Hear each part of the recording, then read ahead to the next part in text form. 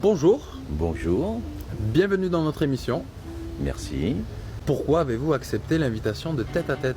Tout d'abord, je tiens à vous remercier de m'accueillir dans ce charmant cadre qu'est le W Restaurant à Nîmes. Et j'ai découvert votre émission que j'ai trouvée très intéressante sur les réseaux sociaux, qui me semble être aujourd'hui un vecteur de communication actuel et moderne. J'ai apprécié votre professionnalisme de Patrick et de Benjamin. Allez, c'est parti. Alors, je vous rappelle bien sûr l'émission spéciale du 30 mai, où nous aurons des artistes locaux. Cette émission aura lieu sur le parvis du W, donc nous vous attendons nombreux. Donc il y aura Michel Tombereau, il y aura Christelle Bernard-Nuez, et puis bien sûr vous tous, et puis de nombreux lots. Enfin, nous vous attendons tous le 30 mai à partir de 10h30. Alors je vais de ce pas rejoindre mon invité, Michel Abinal, qui est le dirigeant de Pyramide de Construction. A tout de suite.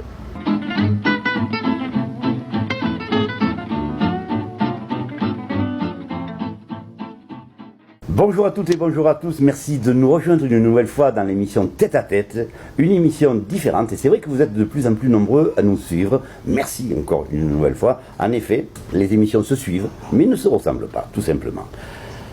Toujours sous l'œil éclairé et avisé de Benjamin Baron, à la vision, cette émission est enregistrée ici même au restaurant Le W chez Alain Moula, place de la Couronne à Nîmes. Alors pour débuter cet entretien, je vous propose quelques mots. Construis pour toi ta propre maison et ne pense que celle de tes parents ne te revient pas de droit. Nous recevons dans le cadre de cette émission Michel Abinal de Pyramide Construction. Il est le fondateur. Bonjour Michel. Bonjour. Tout va bien? Tout va très bien. Comment devient-on constructeur de maisons individuelles? Et quel est ton parcours? Alors mon parcours, j'ai fait mes études d'architecture d'abord à Paris et puis ensuite à Béziers. J'ai travaillé pendant une dizaine d'années en cabinet d'architecture comme chef de projet. Je me suis ensuite installé sur la région de Montpellier où j'ai tenu mon cabinet en indépendant pendant une vingtaine d'années. Et ensuite, j'ai créé Pyramide Construction, constructeur de maisons individuelles, pour me rapprocher de la construction de la maison et me rapprocher un peu des gens par rapport aux grands immeubles que je faisais avant, puisque j'ai fait des usines, j'ai fait des immeubles, j'ai fait des écoles. La maison individuelle me séduit plus parce que c'est quelque chose qui est affectif dans ma clientèle, et c'est ce que j'aime bien. Et justement, quelle est la différence entre une maison traditionnelle et une maison évolutive, comme tu l'appelles? Alors, parle-nous-en justement. Oui, à partir d'un concept de base où les maisons se ressemblent toutes, d'une part, j'ai créé les maisons loft évolutives, qui est un loft résolument moderne et contemporain. Ce qui veut dire qu'elle évolue au fur et à mesure de la vie des personnes qui y habitent, c'est ça? Exactement, parce que je me suis posé la question quand j'ai rencontré nombre de jeunes couples qui voulaient construire, et j'étais un peu frustré de ne pouvoir de répondre à leurs demandes, parce qu'en fait, ils n'avaient pas le budget. Le budget nécessaire pour avoir une maison telle qu'il a désiré. Alors concrètement, ça se passe comment? Donc, vous livrez une maison individuelle qui est modulable au fur et à mesure, c'est ça? Qui est modulable au fur et à mesure. En fait, c'est pas une maison que je propose aux gens à la base. C'est un projet de vie. Un projet de vie où la maison qui est le logement, qui est le havre de paix où on retrouve la chaleur du foyer familial, je voulais qu'elle soit évolutive en fonction de l'évolution de la De leur propre vie. De la propre vie.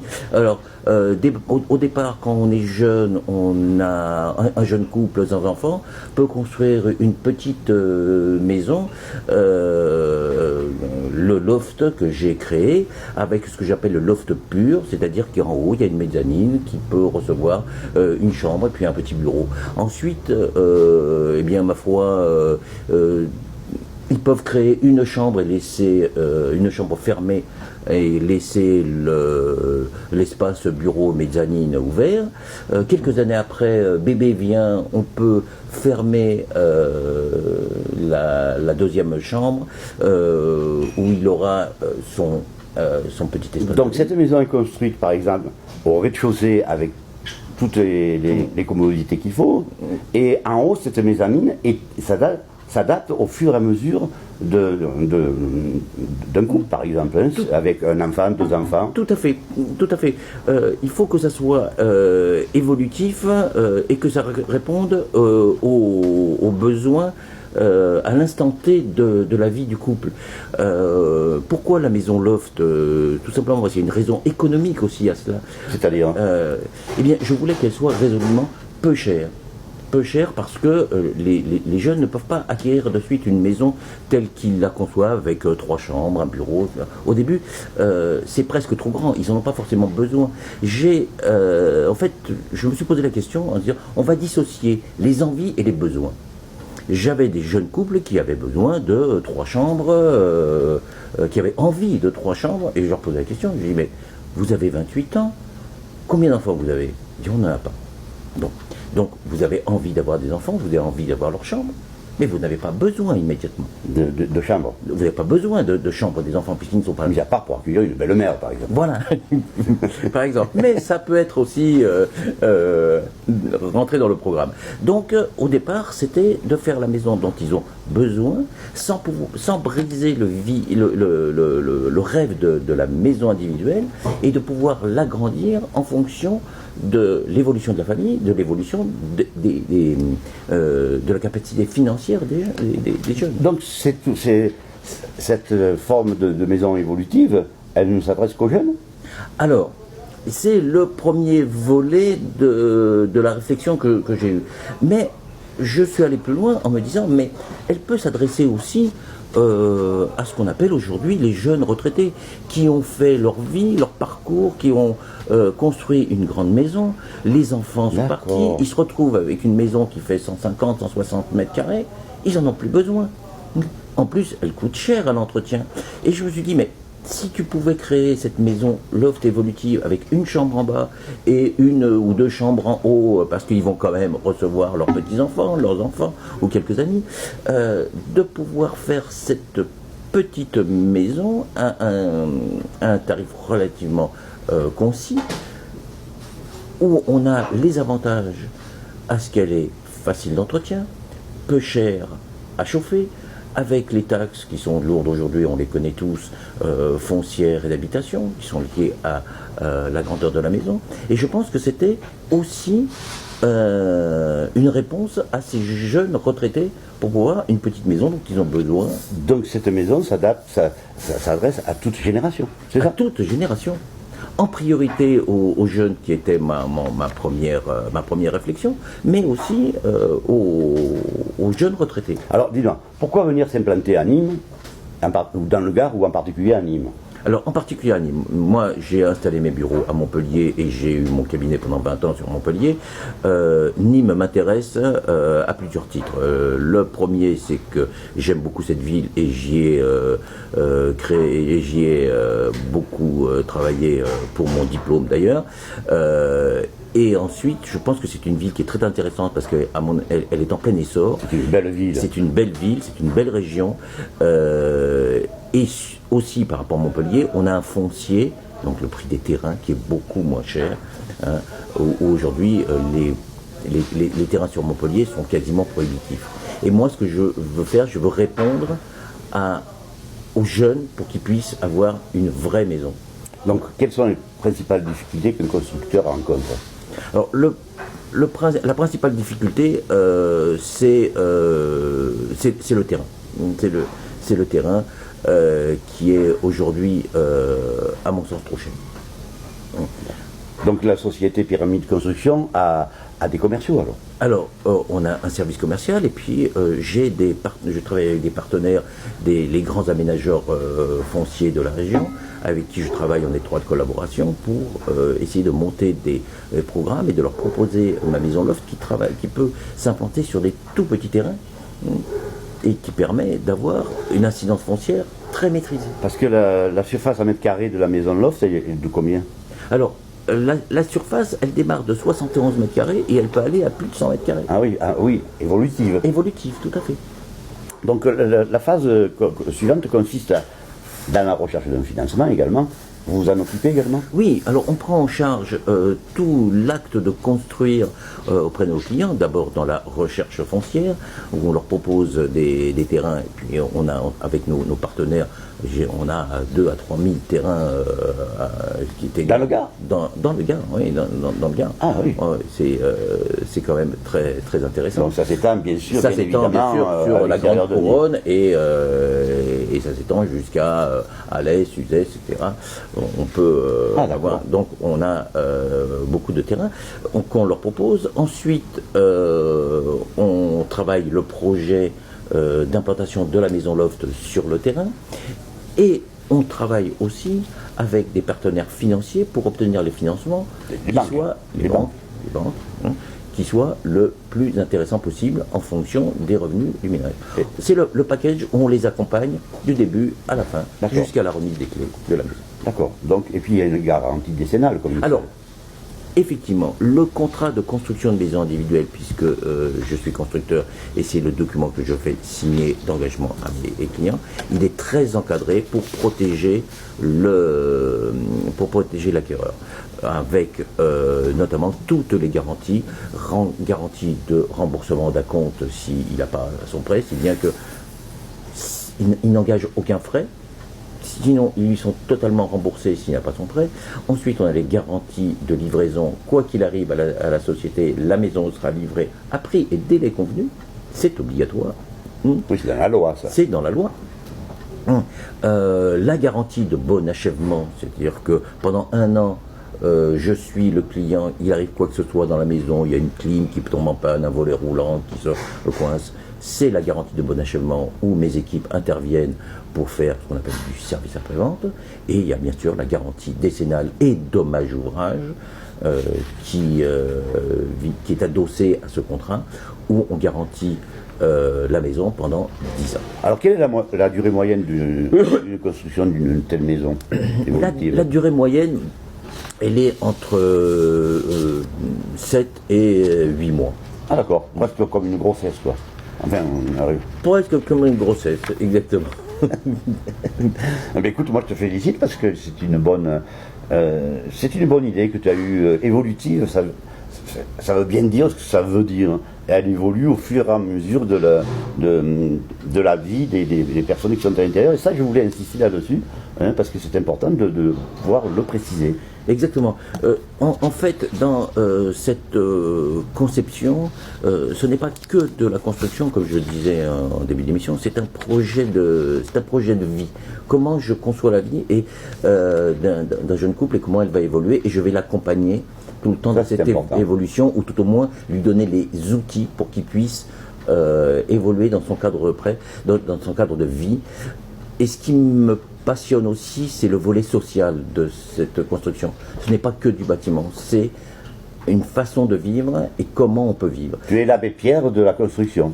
Je suis pas l'abbé Pierre, mais je considère être un concepteur. Ouais, j'ai bien compris. C'est à moi, le concepteur, de pouvoir apporter une réponse à ces demandes. Et j'étais un peu frustré de ne pas pouvoir le faire. C'est pour ça que je me suis mis à la planche à dessin et je me suis dit, il faut que tu apportes une réponse à ces gens. C'est toi le concepteur, c'est toi qui dois inventer.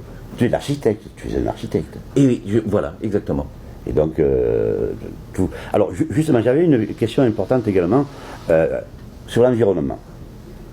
On sait que les Français, nous respectons l'environnement. Comment est-elle construite et respecte-t-elle les normes, justement, climatique, par exemple, et d'environnement. Et d'environnement. Alors, aujourd'hui... Est-ce que c'est une maison verte, en gros? Alors, elle est vert pomme. Elle est vert pomme. Vert pomme parce que c'est un vert naissant. Aujourd'hui, on a des règles de construction qui s'appellent la réglementation thermique 2012, qui a été mise en application depuis 2012 et qui est basée sur les économies d'énergie de la maison. Aujourd'hui, on est à la veille de la RT 2020. Ça veut dire quoi, RT 2020? RT 2020, la réglementation thermique 2020, qui va porter un autre nom, où ça va encore renforcer les économies d'énergie de la maison. La maison évolutive est presque déjà, on a anticipé la nouvelle réglementation pour encore renforcer les qualités énergétiques de la maison, où on peut y adjoindre notamment des panneaux solaires qui pourront économiser l'énergie et pouvoir récupérer cette énergie pour chauffer l'eau ou amener l'électricité dans la maison ou de la revendre à EDF comme c'était prévu depuis déjà pas mal d'années, et avec des prestations intérieures qui vont se rapprocher de la RT 2020. D'accord. Disons, et par exemple, que malheureusement un handicapé, un fauteuil roulant, est-ce qu'elle est adaptée à tout ça? La porte d'entrée, par exemple, est-ce qu'il y a une pente? Ce volet-là, je l'ai intégré aussi à ma conception pour les personnes à mobilité réduite. Oui, c'est ça. Où la maison, elle est d'ores et déjà prévue pour accueillir des personnes à mobilité réduite. Ce qui veut dire qu'une porte d'entrée est suffisamment large par rapport à celle qui... Elle est suffisamment large, la salle de bain est adaptée également. Est adaptée, les toilettes sont adaptées pour recevoir des personnes à mobilité réduite. Donc ça, elle est livrée de base comme ça? Elle est livrée de base comme ça. Ah oui, c'était pas... le coût d'une maison, par exemple, comme ça? Alors, le coût d'une maison, c'était un des paramètres primordiaux dans ma conception. Je voulais qu'elle soit accessible, donc pas chère, et les produits de la maison Loft démarrent à moins de 100 000 €. D'accord. Terrain, non, le terrain est en plus. La maison, le terrain est en plus. L'avantage, comme tu précisais tout à l'heure, c'est que vous n'avez pas besoin, pour construire, d'un très grand terrain. Et ça c'est un avantage. Voilà, c'était l'avantage aussi de pouvoir faire une petite maison relativement étroite en superficie pour pouvoir s'adapter à des tout petits terrains. D'ailleurs, on construit sur un terrain de combien? 400, 500 mètres carrés, c'est ça? Beaucoup moins. On peut démarrer sur des terrains à partir de 150 ou 200 mètres carrés. D'accord. L'avantage, encore une fois, c'est que sur 150 ou 200 mètres carrés de terrain à acheter, ça coûte moins cher, parce qu'on sait que le prix des terrains sont souvent au prix au mètre carré. Vous achetez 1000 mètres carrés, vous en achetez 200, forcément le prix va être tout à fait différent. Sur 200 mètres carrés, elle est largement constructible. Elle est largement constructible sur le terrain. Je dis constructible, pardon. Oui, c'est tout à fait, et c'était un des facteurs aussi de mon cahier des charges que je m'étais posé au départ. Sur un petit terrain, une petite maison, un terrain pas cher, une maison pas chère, mais évolutive. Bon, on sait que bon nombre de constructeurs se partagent actuellement le marché du Gard. Alors, qu'est-ce qui fait vraiment la différence? Tu nous l'as expliqué, tu peux nous en reparler. C'est cette maison évolutive, c'est cette maison qui n'est pas trop chère par rapport à d'autres. Vous vous démarquez de la concurrence. Alors, j'amène un produit tout à fait différencié, puisque les constructeurs travaillent la plupart du temps sur des produits, on appelle des produits qui me gênent un peu. Une maison, pour moi, c'est pas un produit, mais c'est un plan type qu'on essaye de faire rentrer un peu au chausse-pied sur un terrain, avec très peu de conception, même si on le vend comme une maison personnalisée. On bouge trop cloisons. En fait, moi j'amène un produit qui est différent par sa conception, par sa volumétrie et aussi par sa modularité. Une maison, ça se pose sur un terrain. Un terrain, c'est pas innocent. Un terrain, ça a une orientation, ça a de la végétation qui existe sur le terrain, oui ou non. Ça a des voisins, ça a des perspectives de vue. Et tout ça, la maison, elle ne peut pas, sur une maison catalogue, elle ne peut pas rentrer pile poil sur le terrain. Par contre, la maison évolutive, elle, je peux la moduler en fonction de tous ces paramètres. Disons, est-ce que le garage est prévu dans ce prix? Non, le garage n'est pas prévu dans ce prix. Mais le garage, justement, il fait partie de l'évolution où on peut avoir un abri voiture, qu'on peut fermer pour avoir un garage. Encore une fois, c'est de la modularité. On peut avoir un garage un peu plus long où on va pouvoir faire la troisième chambre, ou tout de suite, ou dans quelques années, quand on aura besoin, quand le deuxième enfant sera arrivé et qu'on aura besoin de la chambre en bas, ou de celle de la belle-mère. Disons, donc, elle est clôturée à la livraison de cette maison? Non, les clôtures sont plutôt attachées à la surface du terrain. Donc, une fois qu'on a posé la maison sur le terrain, il faut qu'on faire les aménagements qui sont les clôtures, les entrées et le portail. D'accord, très bien. Bon, mais écoute, je crois qu'on a fait. Tu avais quelque chose à rajouter concernant cette émission? Parce que nous sommes heureux de recevoir des constructeurs, des artisans, des professionnels, des politiques, des gens de culture, de théâtre, de chansons. Donc cette émission est faite vraiment pour tout le monde. Et c'est la raison pour laquelle je t'ai invité dans cette émission. Et j'apprécie tout à fait votre émission et je vous remercie une nouvelle fois de m'avoir invité parce que ça nous permet de nous exprimer et de pouvoir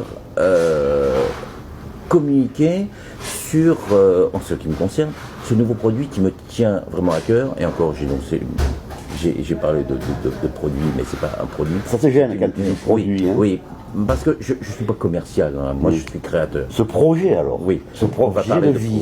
Un projet de vie. Voilà. Hein? Et ce qui m'intéresse, c'est de pouvoir de pouvoir communiquer avec vous. Et je vous remercie encore une fois de m'avoir accueilli. Avec grand plaisir, Michel. Alors, donc un numéro de téléphone. Alors, l'adresse de ta société maintenant? Alors l'adresse, nos bureaux sont à Saint-Jean-de-Védas, encore pour quelques mois. Et dans le cadre de notre extension, on a des nouveaux bureaux qui vont se trouver à Bayargues. Proche de Nîmes. Hein. Proche de Nîmes et proche de l'autoroute, puisque je veux développer Nîmes aussi. Le numéro de téléphone ne changera pas, en sachant que notre nouveau site internet est en refonte et va sortir d'ici quelques jours, où les gens qui ont peut-être regardé cette émission pourront découvrir dans quelques jours la maison évolutive sur les plans et les perspectives intérieures qui sont, je dois dire, assez agréables à regarder. Très bien. Eh bien, merci Michel Abinal d'être venu dans l'émission encore une fois. Merci à vous toutes, merci à vous tous, merci à toi Benjamin d'être toujours fidèle à la vision. À très bientôt. Bye bye.